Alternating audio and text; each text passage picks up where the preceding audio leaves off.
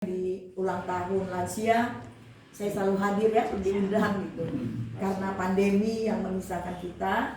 Tapi yang saya lihat nggak ada perubahan ya, opa-opa tambah ganteng, oma-oma tambah cantik, itu puji Tuhan.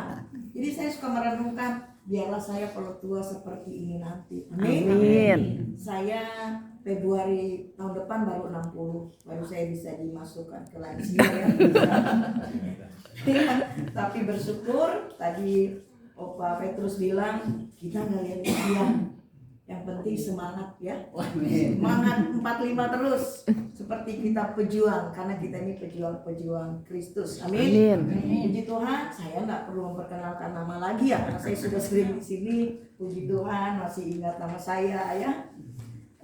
Pagi ini saya ingin memberikan tema adalah hidup yang berkualitas atau bernilai. Saya tahu dan saya renungkan kalau opa dan oma yang hadir di sini masih sehat dan kuat karena itu punya kualitas dan punya nilai kehidupan. Amin. Amin. Kalau kita nggak punya nilai dan kualitas, kita udah nggak mampu berdiri. Karena apa yang kita tabur dari muda itu kita tuai di hari tua, benar ya? Makanya mulai saat ini kata firman Tuhan, saat mendengar firman, jangan keraskan hatimu. Amin. Mari kita sama-sama membaca dari 2 Korintus 5 ayat 15 sampai 17. 2 Korintus 5 ayat 15 sampai 17. Sudah dapat katakan amin? 2 Korintus 5 ayat 15 sampai 17. Mari kita baca bersama-sama. 2, 3.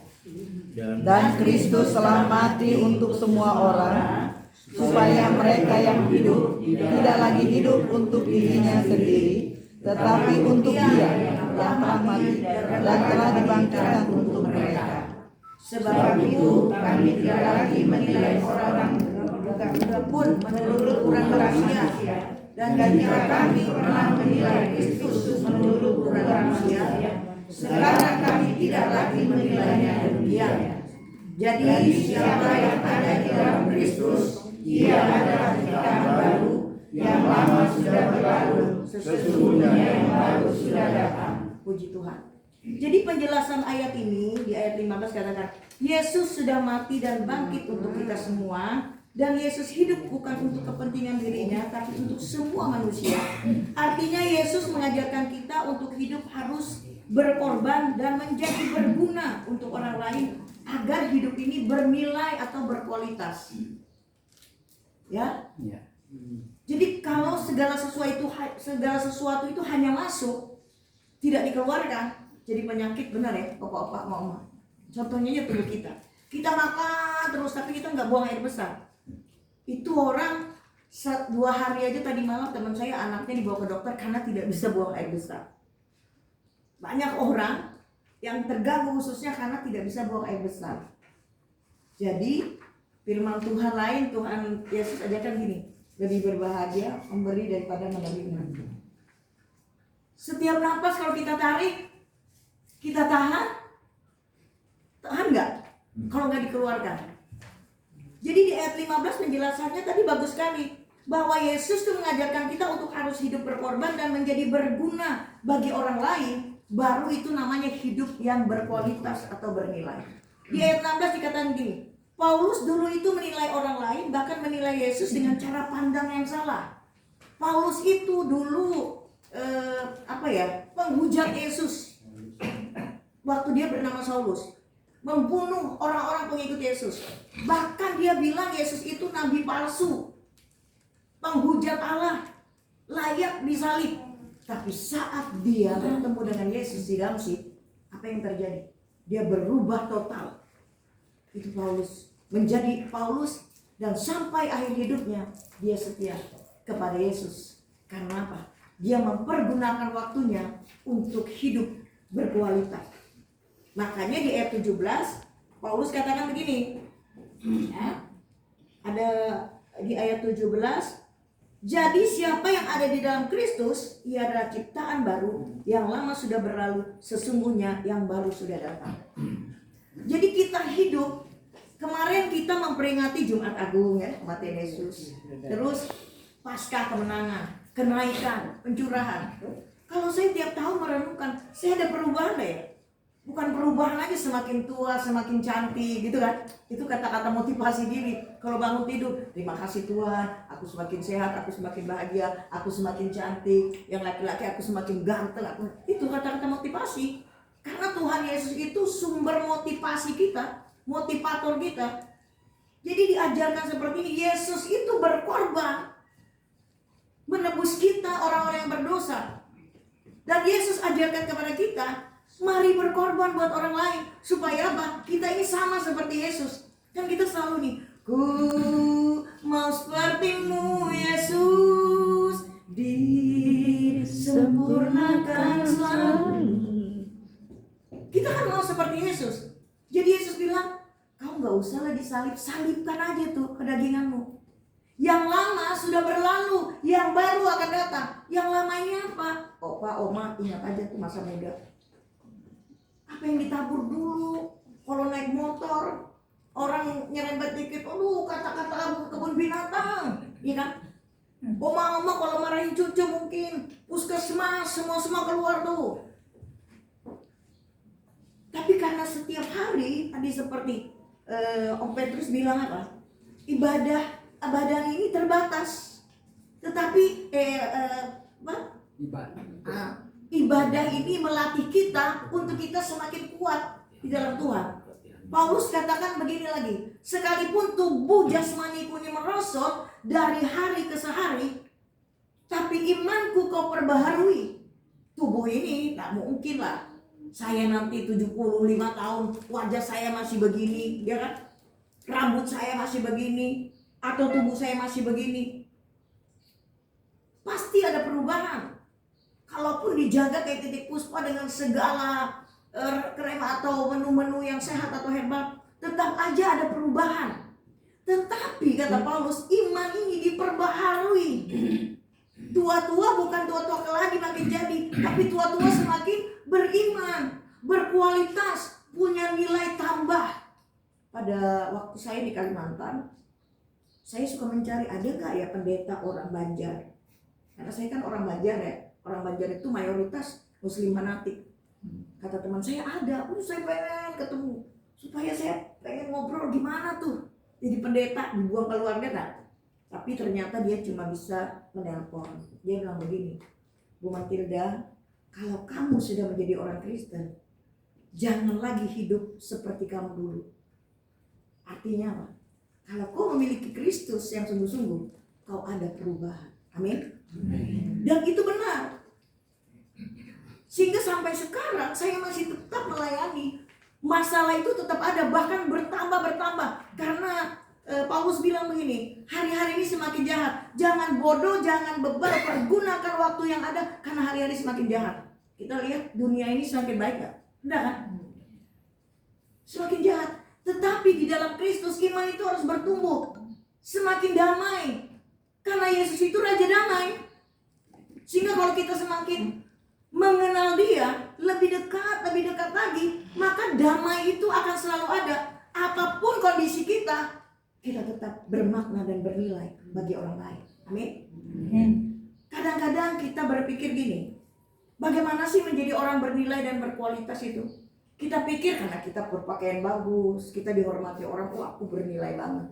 Kita jadi pejabat atau punya mobil bagus, rumah bagus, kita pikir seperti itu. Itu boleh-boleh aja manusia menilai. Tapi itu nilai sementara. Nilai kekal itu adalah bagaimana kita ini merenungkan firman Tuhan siang dan malam.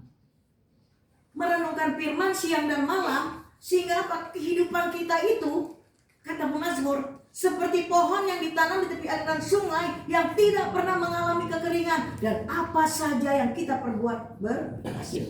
Makanya tadi di pembukaan dibilang begini. Ini ayat saya suka berdoa ini apa? Tetapi jiwa kami berdebar dan hati kami bergiram. Oh yang di atas. Berbahagialah orang yang takut akan Tuhan, yang sangat suka kepada segala perintahnya. Anak cucunya akan perkasa di bumi. Angkatan orang benar akan diberkati. Jadi kalau mau keturunanmu itu tidak akan meminta-minta dan perkasa di bumi, jadilah orang yang takut akan Tuhan. Orang yang takut akan Tuhan itu orang yang berkualitas. Sekarang kita begini, mari kita belajar merenungkan. Apa sih yang kita harus lakukan sehingga hidup kita ini punya kualitas? Seperti Paulus katakan. Ya. Jadi kita ini ciptaan baru, yang lama itu sudah berlalu, yang baru pasti akan datang. Jadi tinggalkan tadi malam saya doa malam itu saya berkhotbah tentang Tuhan itu ingin mengambil sampah-sampah di hati kita. Tiap pagi tadi saya dapatkan ada Om Pastor ya menyapu sampah-sampah dikumpul, dibuang toh. Truk-truk sampah mengambil sampah, nanti tempatnya kosong lagi. Kita ini sukanya membersihkan rumah, bersihkan semuanya, pakaian, tapi kita lupa membersihkan hati. Hati itu yang paling penting. Hati itu adalah raja dalam tubuh. Kalau hati sakit, kecewa, dendam, iri hati, itu gak bisa memerintah. Raja sakit, ayo kaki melangkah. Makanya dibilang gini, aduh saya lagi gak mood nih ya, saya gak bisa pergi deh ibadah. Gitu ada kan? Saya gak mood nih. Sering kita gitu kan? Saya nggak mood, saya lagi banyak itu alasan. Karena apa? Hati, ada kekecewaan, ada iri hati, dengki, seperti itu. Itu sampah yang sering kita tampung. Padahal rumah nih, ada debu sedikit aja, kita langsung bersihkan karena kita nih orang paling pembersih. Kita sering lupa. Hati kita penuh dengan kekotoran. Sehingga kita tidak punya kualitas. Sekarang, opa-oma, bagaimana kita memiliki kualitas hidup? Pasti oma-opa sudah merasakan itu. Waktu muda, kenapa sampai sekarang masih kuat? Anak-anaknya berhasil selain materi punya. Yang terutama apa? Hidup takut akan Tuhan. Yang pertama ternyata di sini dikatakan hidup. Bagaimana kita hidup yang bernilai? Yang pertama itu menghormati Tuhan. 1 Samuel 2 ayat 30b. Sebab siapa yang menghormati aku akan kuhormati, tetapi siapa yang menghina aku akan kupandang rendah. Jadi kalau kita ini ingin berkualitas, hidup kita bernilai hari lepas hari, saya yakin oma dan opa sudah merasakan itu dan melakukan itu. Menghormati Tuhan itu adalah takut akan Tuhan. Makanya Amsal 1 itu dikatakan takut akan Tuhan permulaan dari pengetahuan. Profesor pun kalau dia tidak takut Tuhan, tidak berguna ilmunya. Amin. Amin.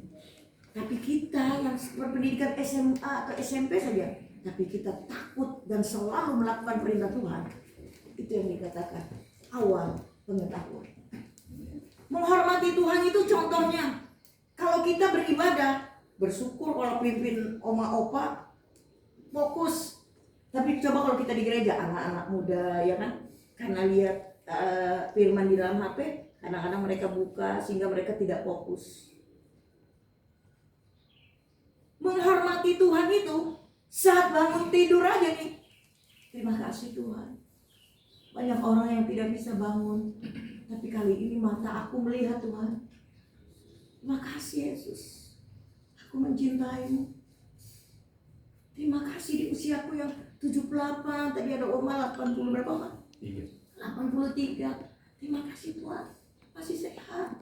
Terima kasih kau beri aku kesempatan untuk melihat anak cucuku bahkan cicit, sehingga dapat mengajarkan anak cucu dan cicit hormati Tuhan. Karena orang yang menghormati Tuhan akan dihormati. Seperti tadi dikatakan apa? Anak cucunya akan perkasa di bumi. Karena apa? Orang tua yang setia kepada Tuhan, dikatakan gini, anak cucunya akan perkasa di bumi. Kita menjadi hamba Tuhan gak gampang. Hinaan, fitnahan, macam-macam. Salah sedikit aja, berpakaian aja orang bilang, pendeta, khotbahnya aja semangat. Pakaiannya seperti itu tuh. Ada-ada aja kan. Tapi kan kalau dulu sebelum jadi pendeta mungkin itu yang hidup lama kata Paulus. Waktu Saulus hajar orang terus, bunuh orang. Tapi karena sudah bertemu Yesus, coba kalau saya galak, Yesus bilang mempermalukan aku ya. Sehingga kita menahan dengan air mata nih, menahan perasaan. Ya Tuhan, kesel banget nih, kecewa banget. Tuhan Yesus bilang, kalau kau mau ikut aku nak, sangkal dirimu, baru bisa pikul salib, baru bisa mengikut aku. Itu semua kita mengalami. Saya yakin opa dan oma sudah banyak pengalaman. Apa yang kita rasakan? Anak-anak sekarang beda sama anak-anak oma opa kan. Kalau dulu anak-anak dipanggil, Opa Petrus gampang manggil. Anak-anak kamu harus begini dulu. Sekarang coba anak-anak gara-gara nih teknologi. Sandro, ya ma, sebentar ma. Ibadah udah mama duluan aja. Nanti aku bisa doa sendiri. Gitu kan anak-anak. Betapa sedihnya. Tapi coba kalau kita kerasin, mereka lebih galak lagi. Apa yang kita harus lakukan? Orang yang menghormati Tuhan, dia dikasih kehormatan. Lalu sekarang anak-anak mulai, kata mamaku pendeta, saat aku sakit, mamaku doakan aku sembuh ya. Baru-baru anak saya sakit, karena dia baru kerja tuh di komputer terus. Sakit seperti vertigo tapi matanya sudah terbalik. Padahal kalau kumpul susah, diajak ketemuan susah, sakit nggak berdaya. Akhirnya saya datang, saya bawa pulang. Saya berdoa, Tuhan terima kasih, kau jawab doaku. Aku pengen ketemu anakku, pengen memeluk dia. Gak bisa makan, disuapin. Itu dalam kondisi apapun, kita harus mengucap syukur. Karena apa? Setiap doa kita dijawab Tuhan, amin. Itu yang Yakobus bilang, anggaplah satu kebahagiaan jika kamu jatuh di dalam berbagai pencobaan. Jadi jangan sedih kalau kita sakit, atau anak kita sakit, atau apa-apa. Karena apa? Itu jawaban doa kita. Karena kita, Tuhan, aku rindu anak-anakku nih berkumpul.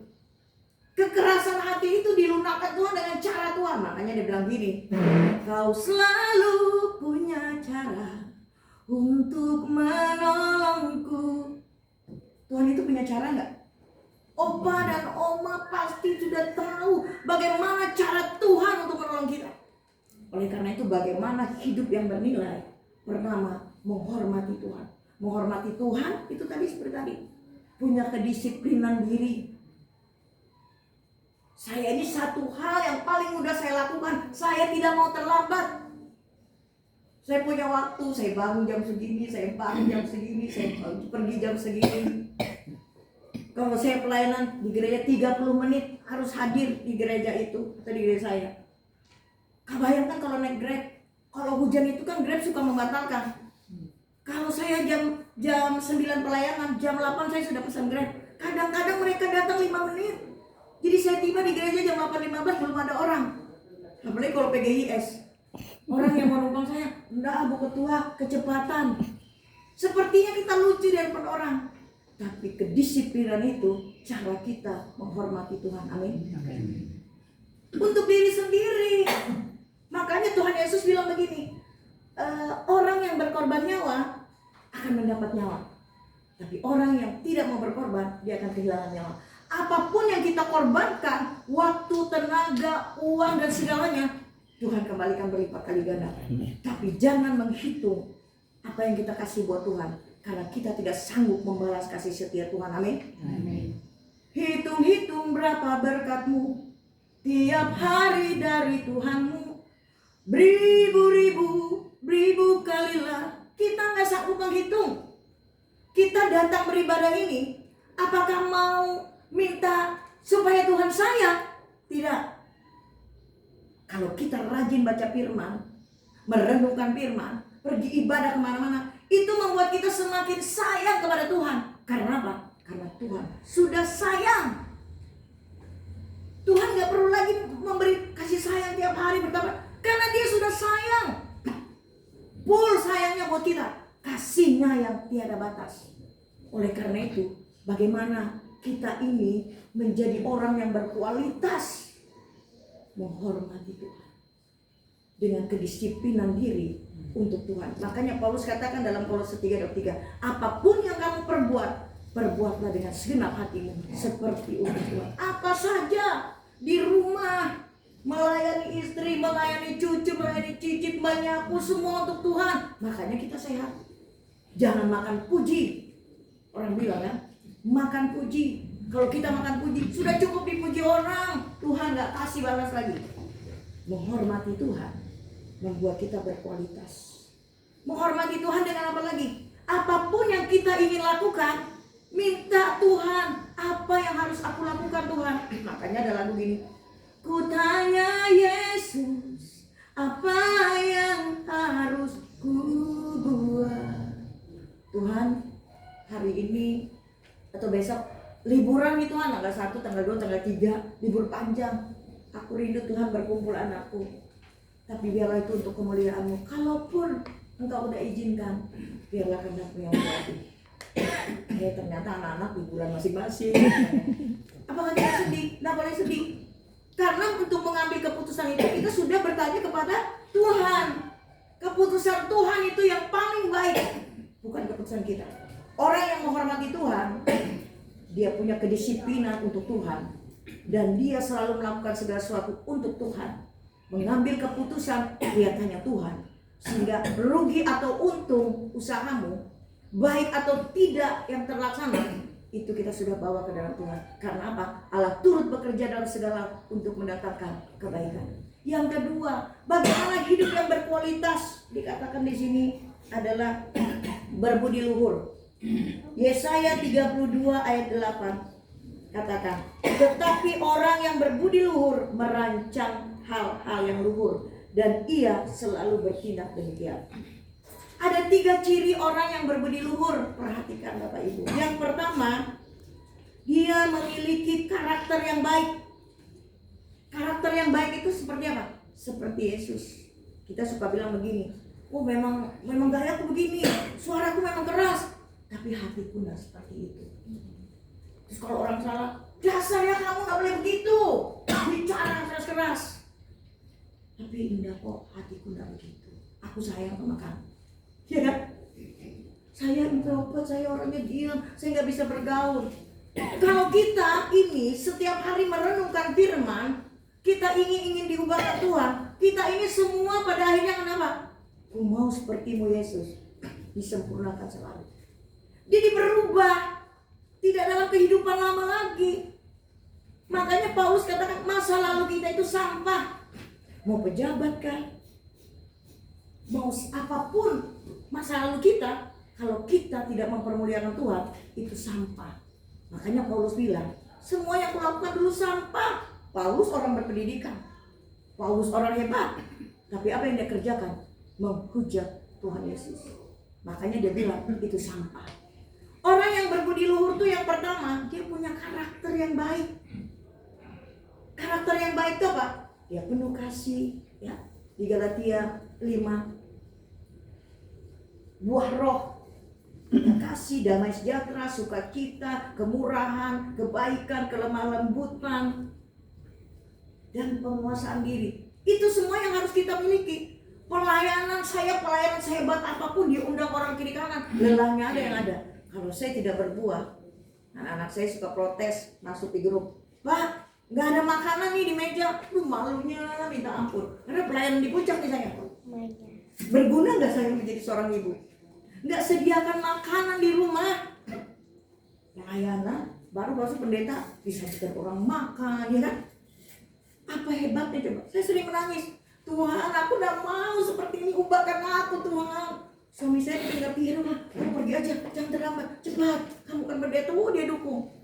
Tapi anak-anak sekarang nggak mau kompromi. Mak, makanan mana nih Mak? Kan ada di kulkas, nanti kalau kamu makan baru kamu goreng. Anak protes. Saya terpukul. Tuhan, gak benar banget aku ini Tuhan. Karakter apa yang aku miliki? Berkhotbah pintar. Banyak orang yang suka. Apa kualitas diri saya? Saya suka menangis, saya kalau berdoa saya nangis, Tuhan, ubahkan aku gak mau Tuhan kayak dulu lagi. Kalau suamiku ngomong keras, aku melawan Tuhan. Pengen pulang ke orang tua Tuhan. Jadikan baru. Yang baru akan datang. Yang baru itu apa? Bersama Yesus. Bersama Yesus lakukan perkara besar. Bersama Yesus Tidak ada yang sukar. Bersama Yesus ada jalan keluar. Untuk masalahmu, untuk masalahku, untuk masalah kita semua. Amin Bapak Ibu. Hidup itu seperti itu. Saya berdoa biar saya seperti Komandan Opa sampai 83 masih bisa berjalan, masih bisa melayani. Melayani bukan cuma berkhotbah aja. Ini karena saya punya talenta, saya jadi pendeta. Berbudi luhur, punya karakter yang baik, punya nilai-nilai kebenaran. Menjadi pengusaha harus punya nilai-nilai kebenaran. Saya ini suami pengusaha, tapi sering rugi daripada untung. Di Manado kami buka perkebunan, banyak banget pegawai. Begitu saya dikirim, kok rugi-rugi ya? Lalu silakan pulang deh, sekarang sudah tinggal 4. Besar pasak daripada tiang. Ada yang tak bertanggung jawab, ada yang rusak traktor. Saya langsung lapor ke polisi, di penjara. Pendeta, penjarakan karyawan gitu. Kenapa? Kalau saya salah silakan lapor. Jangan karena saya pendeta kalian pikir maafin terus maafin, gak akan berubah. Hidup itu harus punya nilai-nilai kebenaran dari kehidupan. Sehingga apa? Kita ini hidup memiliki kesuksesan. Kesuksesan dan kekayaan yang dicintai Yesus harus dibangun di atas nilai-nilai kebenaran. Bagaimana memiliki nilai-nilai kebenaran itu adalah bahwa dikatakan Matius 7 ayat 21, bukan setiap orang yang berseru kepadaku Tuhan, Tuhan akan masuk ke dalam kerajaan surga, melainkan dia yang melakukan kehendak Bapakku yang di surga. Jadi Matius katakan kan, bernubuat, melakukan mukjizat, tapi ternyata untuk motivasi untuk ketenaran atau cuan atau duit. Akhirnya apa? Sakit dan membuat orang susah. Tapi dalam pelayanan atau dalam bidang apapun, misalnya olahragawan, dia kalau melakukan nilai-nilai kebenaran dalam hidup, dia tidak akan doping. Ya kan? Dulu terkenal, oh dia menang, ternyata begitu diperiksa urin, oh dia doping, ada minum obat kuat atau apa. Karena punya motivasi untuk tenang. Jadi orang yang punya kualitas dalam hidup, orang yang menghormati Tuhan, dia disiplin untuk dirinya karena dia senantiasa fokus pada Tuhan. Tidak terlalu pusing dengan apa yang dikatakan orang. Sehingga kita selalu melangkah bersama Tuhan, pelan tapi pasti. Sehingga sampai akhir hidup, Oma dan Opa tetap setia sama Tuhan. Ini karena apa? Karena punya hidup yang berkualitas, berbudi luhur, punya karakter yang baik, setia. Setia ibadah, setia dalam rumah tangga, setia pada pelayanan, setia menjadi imam, penanggung jawab dalam rumah tangga, membiayai istri dan anak-anak, sehingga sampai tua tetap tenang. Karena apa? Anak cucumu perkasa di bumi, punya nilai-nilai kebenaran dalam hidup. Dan yang terakhir apa? Hidup yang berdampak. Matius katakan, orang yang berdampak. Matius 5 ayat 13, kamu adalah garam dunia. Jika garam itu menjadi tawar, dengan apakah diasinkan? Tidak ada lagi gunanya selain dibuang dan diinjak orang. Kita ini kalau masak nggak ada garam, tawar, nggak enak kan? Saya kalau di rumah ada Ina, saudara suamiku, dia darah tinggi. Dia kalau masak tawar. Saya selalu, aduh kok tawar banget. Ya udah mesti tambahin garam.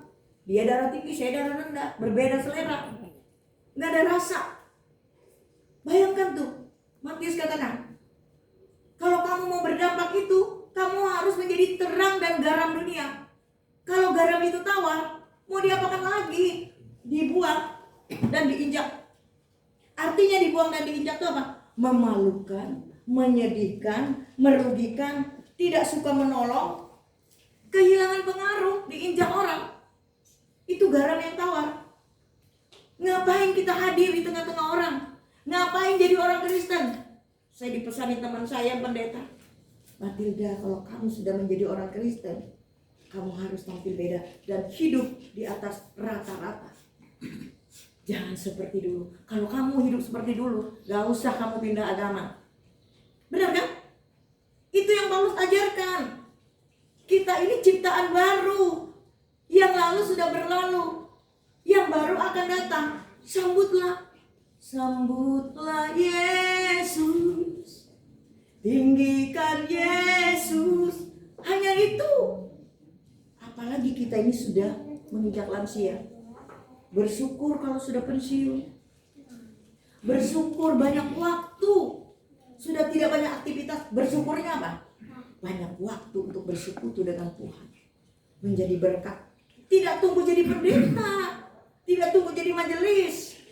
Setiap kita ketemu orang. Saya kalau di Grab ngobrol. Gojek saya ngobrol. Tentang kebaikan Tuhan. Tidak tunggu saya diundang berkhotbah, tidak. Karena setiap detik, setiap waktu Tuhan kasih kesempatan kita untuk menceritakan kemuliaan Tuhan. Bagaimana menjadi hidup, memiliki hidup yang bernilai atau berkualitas. Pertama, menghormati Tuhan. Karena saat kita menghormati Tuhan, Tuhan menghormati kita. Sehingga apa? Anak cucu kita perkasa di bumi. Dan hidup kita akan selalu berbahagia. Seperti pohon yang ditanam di tepi aliran sungai yang tidak pernah mengalami kekeringan. Kenapa oma opa sampai detik ini ada dan bisa beribadah? Karena Tuhan memelihara seperti pohon yang ditanam di tepi aliran sungai yang tidak pernah berhenti dialirkan air. Kasih dari surga selalu mengalir. Sehingga oma opa selalu tersenyum.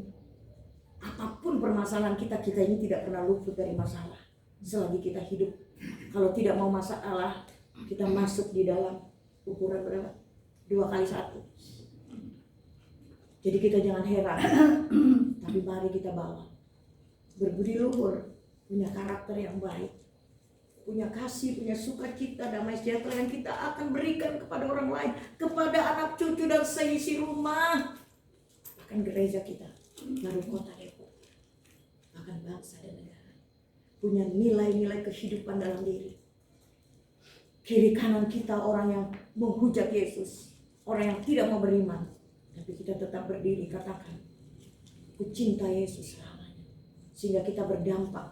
Berdampak itu, yang asin itu apa? Menyegarkan, penghibur, rela berkorban dan menjadi berkat. Dan kita akan selalu saling mengasihi dan berkorban satu sama lain. Sehingga hidup kita semakin hari semakin dipulihkan. Oma opa akan menurunkan keturunan-keturunan yang perkasa di bumi. Akan mengalirkan sesuatu yang Tuhan kasih buat dari oma dan opanya. Seperti Timotius dididik oleh omanya. Sampai dia menjadi orang yang hebat dan menjadi berkat bagi orang. Semua kita rindu seperti itu anak cucu kita. Amin. Mari lakukan banyak hal untuk Tuhan. Menghormati Tuhan semakin hari. Semakin tua. Semakin mencintai Tuhan. Sehingga anak cucu kita akan teralirkan kasih yang mencintai Tuhan. Sehingga akan perkasa di bumi.